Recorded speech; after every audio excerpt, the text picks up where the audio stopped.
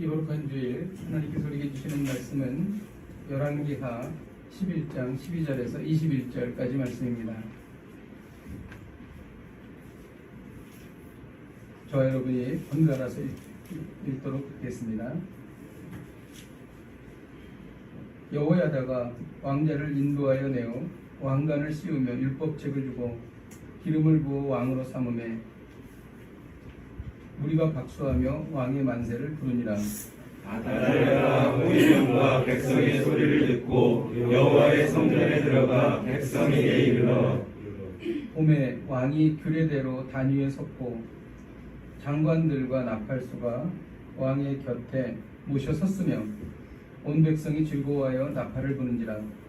아달랴가 옷을 찢으며 외치되 반역이로다 하매 제사장 여호야다가 군대를 거느린 백부장들에게 명령하여 이르되 그를 대열 밖으로 몰아내라. 그를 따르는 자는 모두 칼로 죽이라 하니 제사장의 이 말은 여호와의 성전에서는 그를 죽이지 말라 하니라.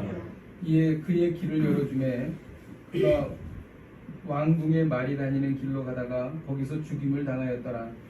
여호야다가 왕과 백성에게 여호와의 언약을 맺어 여호와의 백성이 되게 하고 왕과 백성 사이에도 언약을 세우게 하며 온 백성이 바알을 허물고 그 제단들과 우상들을 철저히 깨뜨리고 그 제단 앞에서 바알의 제사장 맏단을 죽이니라. 제사장이 관리들을 세워 여호와의 성전을 수직하게 하고 또 백부장들과 바리사람과 호위병과 온 백성을 거느리고 왕을 인도하여 여호와의 성전에서 내려와 호위병의 문길을 통하여 왕궁에 이르매 그가 왕의 왕좌에 앉으니 온 백성이 즐거워하고 온 성이 평온하더라. 아달랴가 무리를 왕궁에서 칼로 죽였더라. 요아스가 왕이 될 때 나이가 7세였더라. 아멘. 우리 시간 대한민국을 위해서 같이 기도하겠습니다. 이 시간 기도할 때에 하나님의 창조 질서를 무시하는 평등법이 무산되게 하여 주옵소서. 또한 퍼져가는 코로나 바이러스를 하나님의 방법으로 완전히 사라지게 하여 주옵소서. 또 한국교회가 이 어려운 때에 더욱 견고해지고 더욱 성령 충만하게 하여 주옵소서. 우리 함께 통성으로 기도하시겠습니다. 하나님 아버지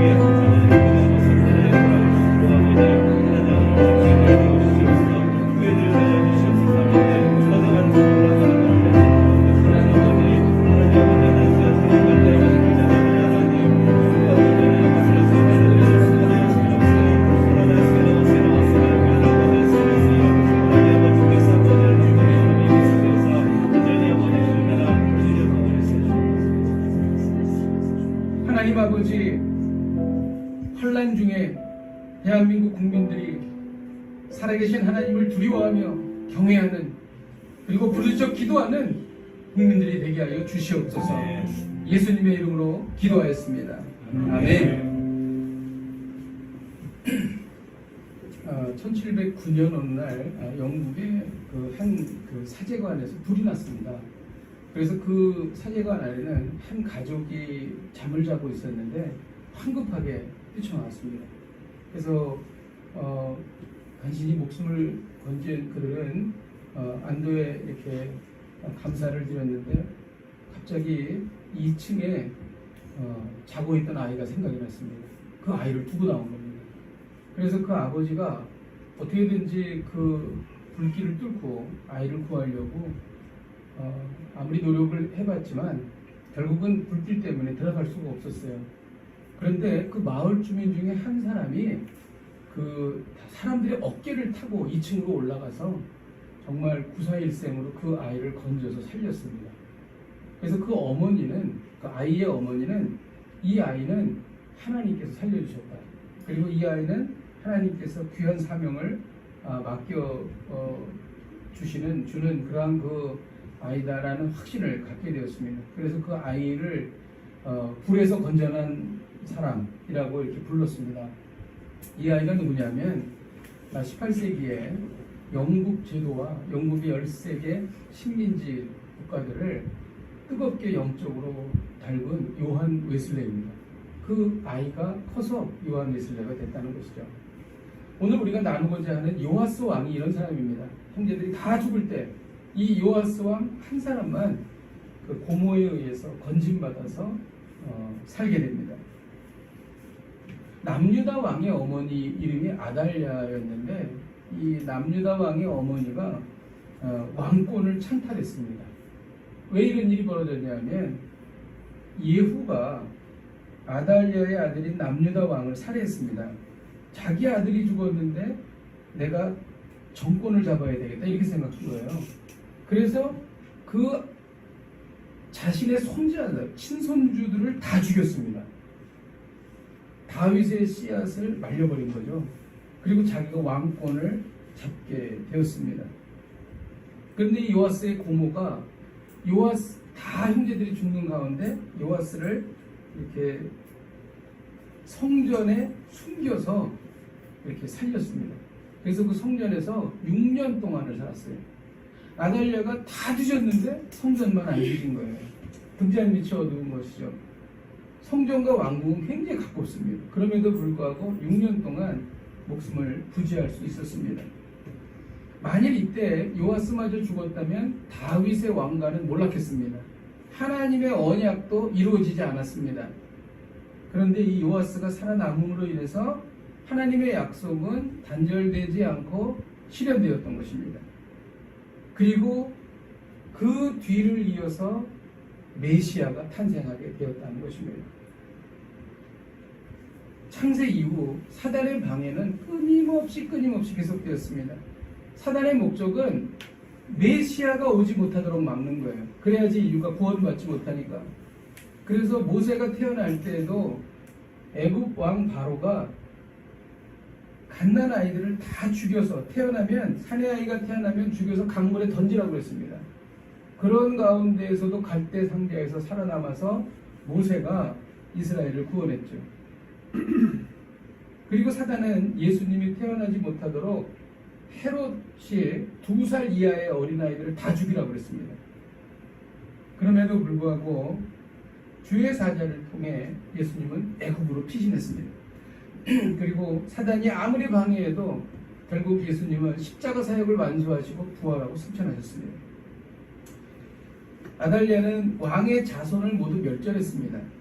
그런데 1절은 이렇게 끝납니다. 멸절하였으나로 끝납니다. 멸절하였으나로 끝난 이유는 하나님의 역사는 사단이 멸절한 것으로 절대 끝나지 않는다는 것입니다. 멸절하였으나 요아스의 고모가 요아스를 살려서 이후에 다윗 왕가를 계승했다는 것입니다. 한국교회가 여러 가지 이유로 약해졌습니다. 그런데 한국교회는 약해진 것으로 끝나지 않습니다. 하나님께서 우리에게 역사하셔서 이 종말과 심판의 때에 그리고 이것을 이겨나갈 부흥을 하나님께서 주실 것입니다. 하나님의 백성들은 넘어진 것으로 끝나지 않습니다. 넘어졌으나 이렇게 됩니다. 다시 일으키실 것이다. 이것이 바로 하나님의 말씀인 것입니다. 우리는 실패한 것으로 끝나지 않습니다. 왜냐하면 예수 그리스도께서 우리와 함께 하시기 때문입니다. 실패했으나 이 어려움을 극복하고 반드시 일어날 것이다. 물론 이것은 세상적인 관점에서의 성공이 아닙니다. 하나님의 관점에서 보는 성공인 것입니다. 아달랴는 다윗 왕가를 멸절시키려 했으나 요아스의 고모는 다윗 왕가를 이어가게 했습니다. 아달랴는 바알 신을 숭배했으나 요아스의 고모는 하나님을 섬겼습니다. 그런데 놀라운 것은 이 요아스의 고모가 아달랴의 딸이라는 거예요. 모녀지간입니다. 엄마는 악한 우상 숭배자였지만 딸은 신실한 하나님의 종이었다는 것입니다. 우리가 여기서 알 수 있는 것은 부모가 잘못됐다고 해서 자녀가 잘못되지 않는다는 거예요. 그 바뀌어지는 터닝 포인트는 뭐냐면 하나님을 마음에 모시고 예수 그리스도를 우리가 믿는 것입니다. 그러면 조상 대대로 정말 저주받은 가문이라 할지라도 예수 그리스도를 받아들이는 순간 그 가문은 복된 가문으로 바뀐다는 것입니다. 이게 바로 아달랴와 요아스 고모의 이야기를 통해서 배우는 것입니다. 제사장 여호야다는 요아스를 왕으로 세웠습니다. 우리 4절을 같이 한번 읽어볼까요? 4절입니다. 시작.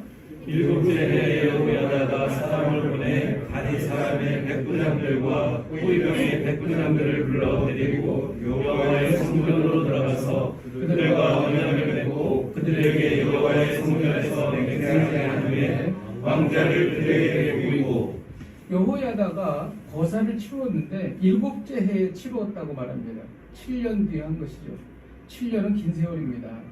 아달랴는 이미 자기가 앞으로 계속 정권을 잡을 것이고 다윗의 씨앗은 다 끝났다 이렇게 생각을 했고, 이스라엘 백성도 처음에 아달랴가 왕권을 잡았을 때에는 그나마 기대하는 사람들이 좀 있었을 것입니다.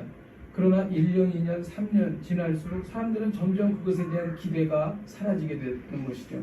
7년쯤 되면 이미 완전히 끝났다. 다윗의 왕위는 이어지지 않는다라고 완전히 포기할 순간이었다라고 하는 것이죠. 바로 그때 하나님께서 일하신다는 것입니다. 여러분, 우리가 하나님 앞에 기도하고 또 우리가 응답받아야 되는 중요한 것에 대해서 하나님께 열심히 기도합니다. 그런데 그것이 이루어지지 않고 정말 우리를 답답하게 할 때가 있죠.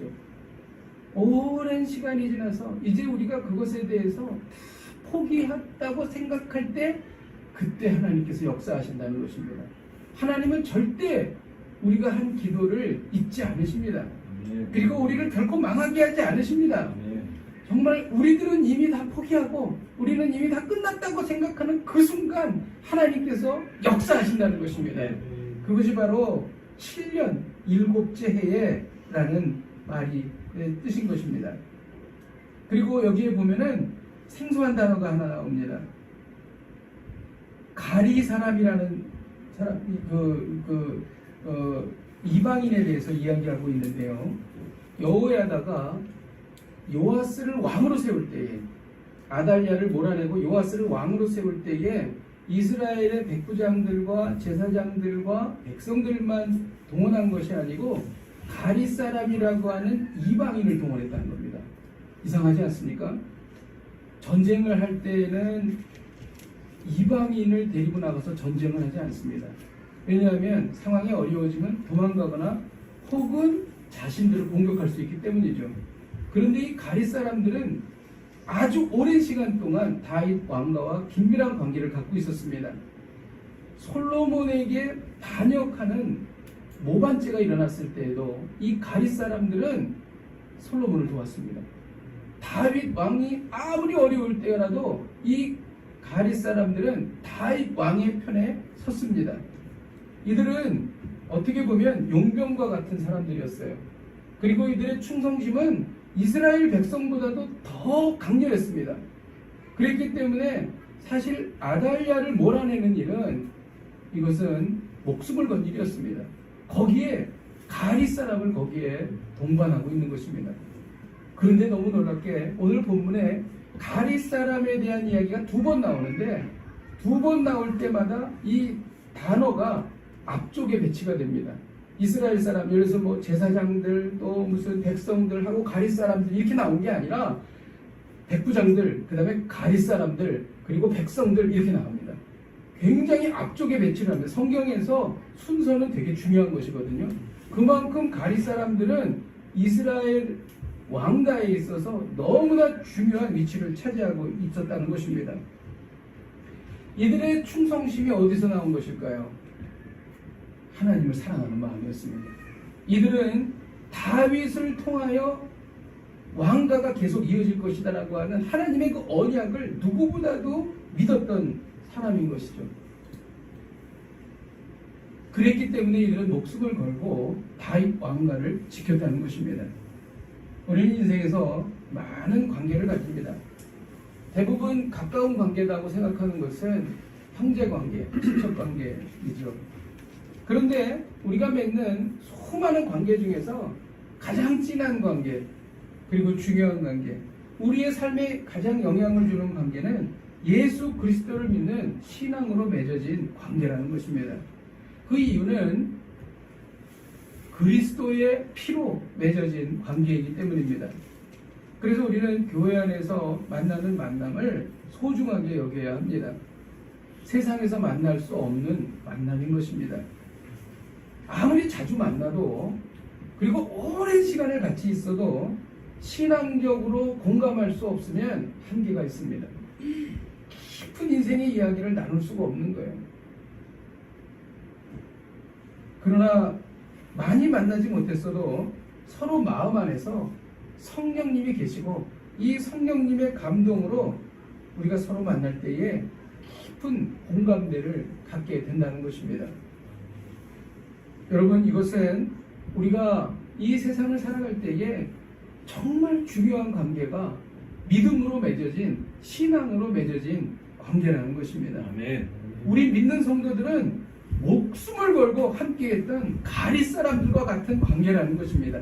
이 이야기를 여기에서 해주고 있는 거예요.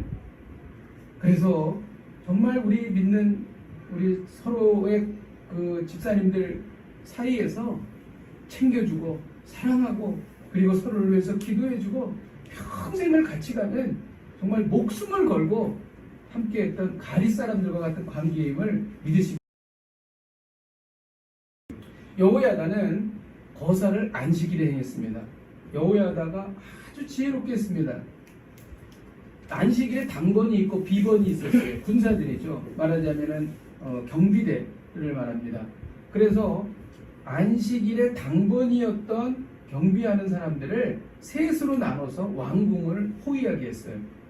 그리고 안식일에 비번이었던 사람을 둘로 나눠서 성전을 호위하게 했습니다.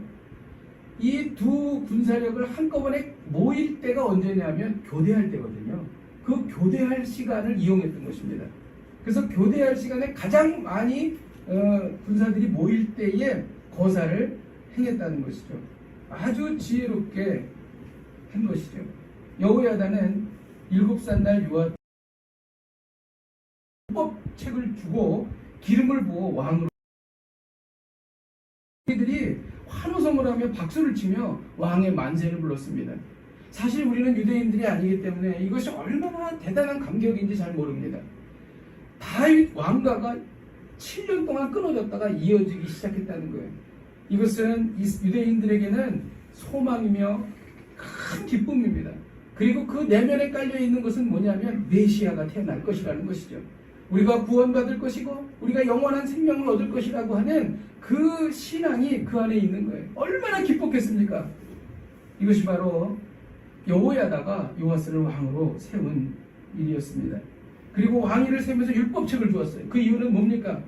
하나님의 말씀을 근거로 통치하겠다라는 뜻이었습니다. 요아스는 자라서 종교개혁을 이루었습니다. 아달랴는 호위병과 백성들의 함성을 듣고 성전으로 들어갔어요.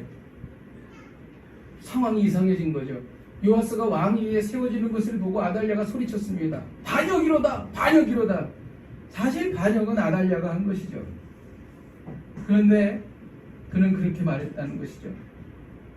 백부장들이 그녀를 왕궁에 말이 다니는 길에서 죽였다 이렇게 얘기합니다. 왜 성경에는 왕궁에 말이 다니는 길에서 죽였다라고 말할까요? 왕궁에서 말이 다니는 길은 가장 넓은 길입니다. 사람이 다니는 길보다 훨씬 큰 길이었어요. 넓은 길이었습니다. 아달랴는 넓고 큰 길에서 죽었다는 것입니다. 여러분, 넓고 큰 길은 세상 사람들이 가는 사망의 길입니다. 마태복음 7장 13절에서 14절을 우리 같이 한번 읽어보도록 하겠습니다. 시작. 좁은 문으로 들어가라. 멸망으로 인도하는 문은 크고 그 길이 넓고 그 길로 들어가는 자가 많고 생명으로 인도하는 분은 좋고 이리 협착하여 찾는 자가 적습니다. 여러분, 세월이 갈수록 예수님을 따르는 예수님의 제자들이 줄어들고 있습니다. 기독교를 믿는 사람이 우리나라 전체 인구의 20%가 채 안 됩니다. 그리고 젊은 층들은 믿는 사람들이 거의 없습니다. 선교지의 수준 정도 됩니다. 그리고 믿는다고 하는 사람들 중에서도 정말 경건하게 신앙생활을 유지하는 사람은 매우 적습니다. 그렇지요. 예수님께서는 천국의 청함을 받는 사람은 많되 택함을 입은 자는 적다, 이렇게 말씀하셨습니다. 그래서 천국에 들어가는 숫자는 우리가 생각하는 것보다 매우 적습니다.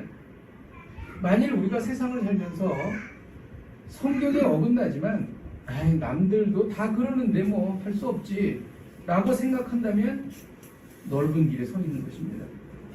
그러나 여러분, 우리가 큐티하기가 얼마나 어렵습니까? 말씀을 붙잡기가 얼마나 어렵습니까? 그리고 날마다 기도한다는 것이 얼마나 어렵습니까? 그럼에도 불구하고 주님 앞에 가까이 나아가 무릎 꿇고 기도하는 삶, 이것이 바로 좁은 길인 것입니다. 세상은 점점 더 악하고 점점 더 패역해집니다. 정말 하나님께서 너무너무 싫어하시는 그러한 일들을 아주 사회적으로 보편화시킵니다.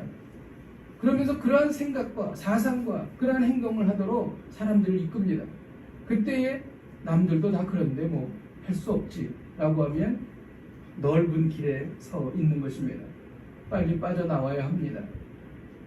아달랴를 죽인 백성들은 바알의 신당으로 갔습니다. 신당을 회파하고 그리고 우상들을 철저히 깨뜨렸습니다. 그리고 그 바알의 제사장인 맏단을 그 자리에서 죽였습니다. 바알 종교를 척결하고 제사장이 관리를 세워 여호와의 성전을 섬기게 했던 것입니다. 이제 우리는 오늘 말씀의 중심으로 들어가기를 원합니다. 온 백성들이 성전에서 나왔어요. 그리고 왕궁으로 갔습니다. 요아스를 왕위로 세웠습니다. 그리고 큰 즐거움과 그리고 평안함이 가득 찼습니다. 온 나라에 기쁨이 가득 찼습니다. 20절에 보면 온 백성이 즐거워하고 온 성이 평안하더라. 아달랴가 무리를 왕궁에서 칼로 죽였더라. 20절입니다. 원래 아달랴가 죽은 것은 16절에 나와 있어요. 그런데 20절에 또 아달랴가 죽었다고 말하는데 온 백성이 즐거워하고 온 성이 평안하더라라고 하는 그 말 다음에 바로 아달랴가 무리를 왕궁에서 칼로 죽였더라. 두 번 얘기합니다. 그 이유가 뭘까요? 왜 두 번이나 반복할까요? 그리고 왜 온 성이 평안했다는 말 뒤에 바로 아달랴가 죽었다고 말할까요? 아달랴가 죽어야 즐거움과 평안이 오기 때문입니다. 아달랴는 우상 숭배를 상징합니다. 요아스는 다윗의 자손으로 오실 예수 그리스도를 상징합니다. 우리가 우리 마음에 우상을 몰아내고 예수 그리스도를 왕으로 모실 때에 비로소 우리의 인생에 즐거움과 평안이 찾아온다는 것입니다. 오늘의 메시지가 무엇입니까? 예수님을 왕으로 모실 때에 즐거움과 평안이 찾아온다는 것입니다. 이 이야기는 아기 예수님이 이 땅에 오실 때 이미 천사들이 노래했습니다. 지극히 높은 곳에서는 하나님께 영광이요 땅에서는 하나님이 기뻐하시는 자들 중에 평화로다. 아기 예수님이 오실 때에 비로소 이 땅에 하나님을 기뻐하시는 자들의 평화가 온 것입니다. 우리 마음의 중심에는 돈이라는 재물이라는 우상이 자리 잡고 있습니다. 이것이 우리 마음에 자리 잡고 있으면 평안을 누릴 수가 없어요. 늘 전전긍긍해야 합니다. 늘 불안한 마음을 가져야 합니다. 가져도 또 가져야 합니다. 그러나 우리 마음 중심에 예수 그리스도께서 계시면 비로소 우리는 평안을 누리게 되는 것입니다. 요한복음 14장 27절에 평안을 너희에게 끼치노니 곧 나의 평안을 너희에게 주노라. 내가 주는 것은 세상이 주는 것과 같지 아니하니 너희는 마음에 근심하지도 말고 두려워하지도 말라. 아멘. 예수님께서 우리의 마음의 중심에 계시면 우리는 근심할 이유도 없고 두려워할 이유도 없는 것입니다. 어떻게 하는 것이 예수 그리스도를 중심에 모시는 것일까요? 17절을 우리 같이 한번 읽어보도록 하겠습니다. 17절 시작. 여호야다가 왕과 백성에게 여호와와 언약을 맺어 여호와의 백성이 되게 하고 왕과 백성 사이에도 언약을 세우게 하매 하나님과 언약을 맺게 했습니다. 이것이 바로 예수 그리스도를 마음의 중심에 모시는 것입니다. 여러분, 우리가 마음으로 예수님을 믿는 것도 중요합니다. 그러나 우리가 언약을 맺어야 합니다. 그래서 예수 그리스도를 믿을 때에 입으로 시인해야 하는 거예요. 그리고 인격적으로 영접해야 하는 것입니다. 그리고 하나님과 사람 앞에서 세례받아야 하는 거예요. 이게 무엇입니까? 하나님과 언약을 맺는 것입니다. 그리고 내 입술로 예수 그리스도는 나의 구주이십니다. 예수님은 나의 죄를 위하여 십자가에서 대속하여 죽으셨습니다.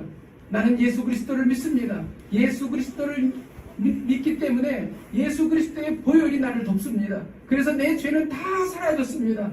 그래서 나는 영원한 생명을 얻은 것입니다. 이렇게 고백해야 한다는 것이죠.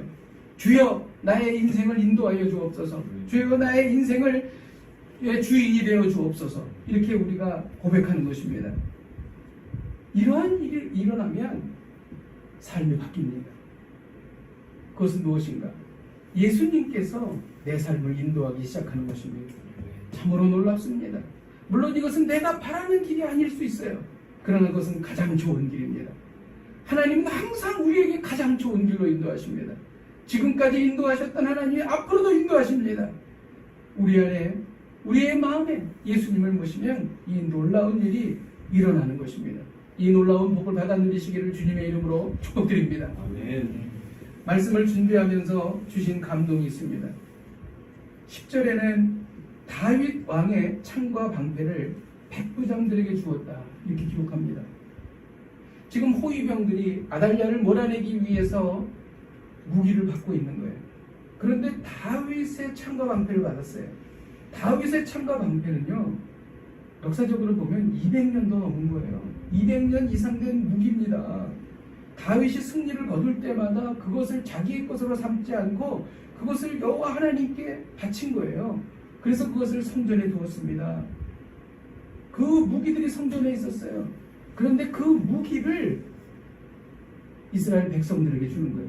가장 긴급할 때, 가장 요긴하게 그 다윗의 무기가 사용되었다는 것입니다.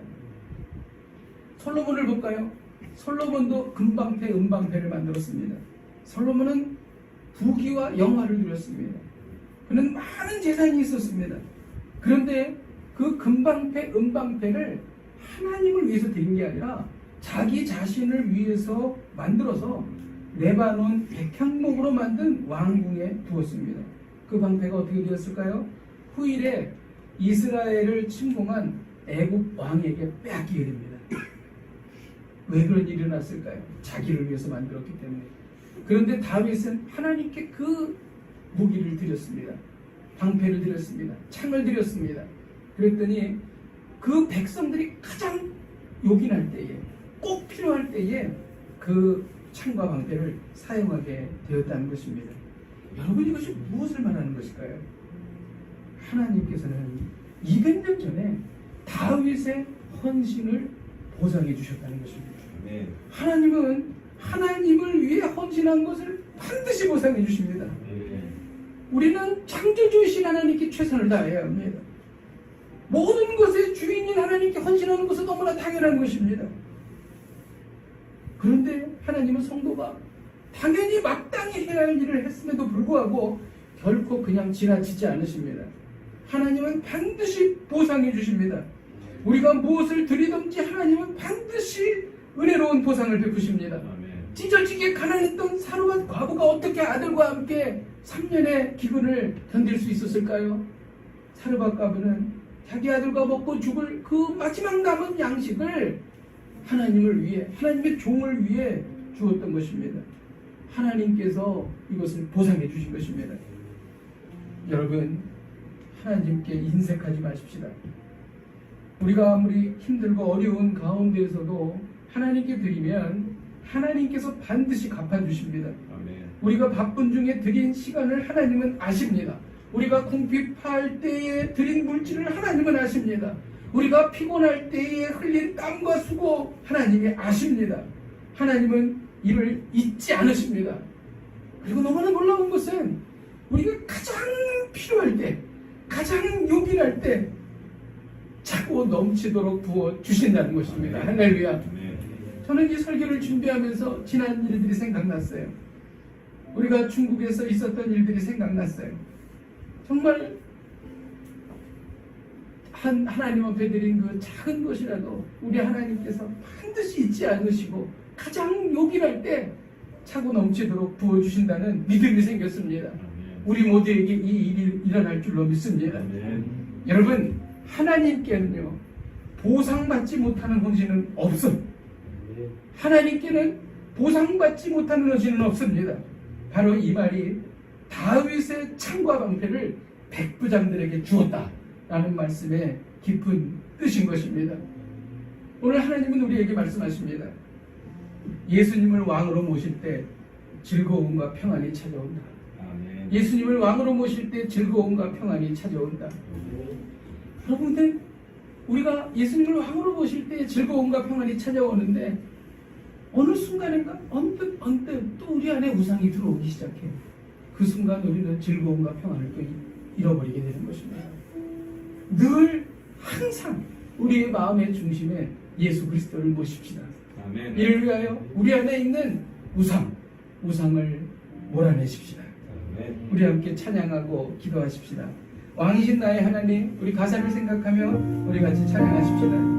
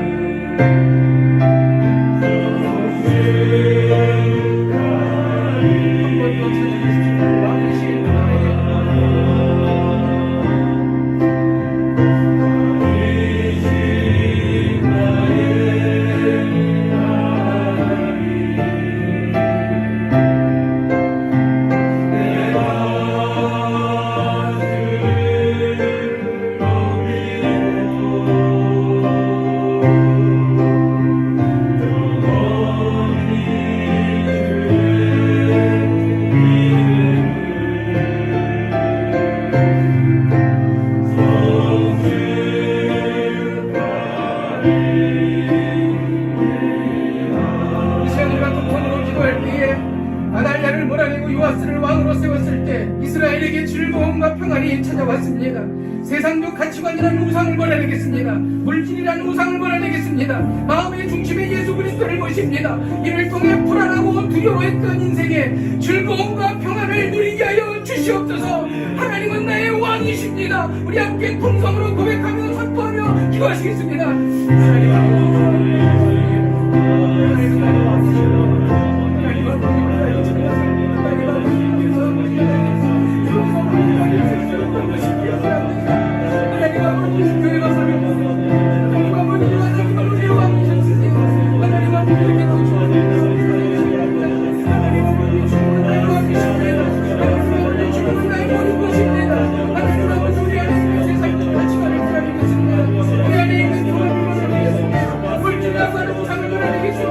우리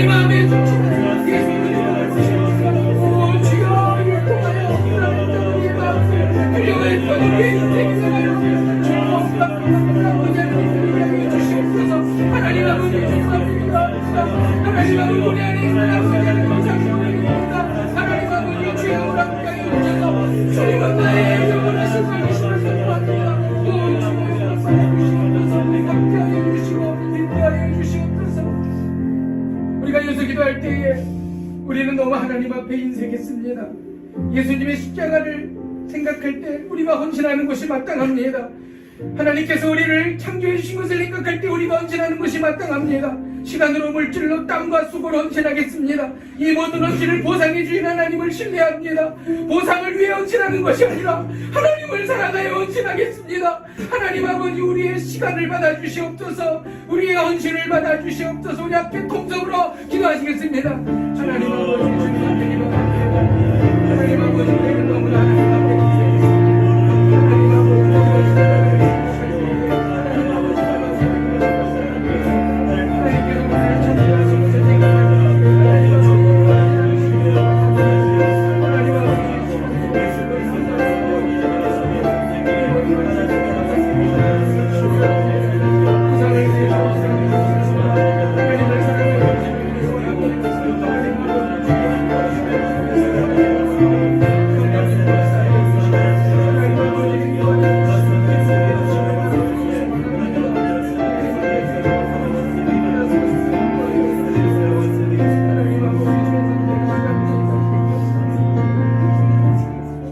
하나님 아버지, 예수님이 십자가에 달리시기 전에 향유옥합을 깨서 예수님의 머리에 부었던 한 여인을 생각합니다. 하나님, 우리는 정말 가진 것이 없고 우리는 연약하고 우리는 추하지만 하나님, 우리가 갖고 있는 가장 귀한 것을 우리 주님께 드리기를 원합니다. 하나님 아버지, 받아주시옵소서. 하나님 아버지, 저희가 정말 어떠한 보상을 위해서 하는 것이 아니라 주님을 너무나 사랑해서 정말 주님의 사랑이 우리의 마음속 깊이 사무쳐서 하나님 아버지, 주여 우리의 것을 주님께 드리는 그러한 인생을 살게 하여 주시옵소서. 우리의 마음속에 즐거움과 기쁨이 가득 차게 하여 주시옵소서. 예수님의 이름으로 기도하였습니다. 아멘.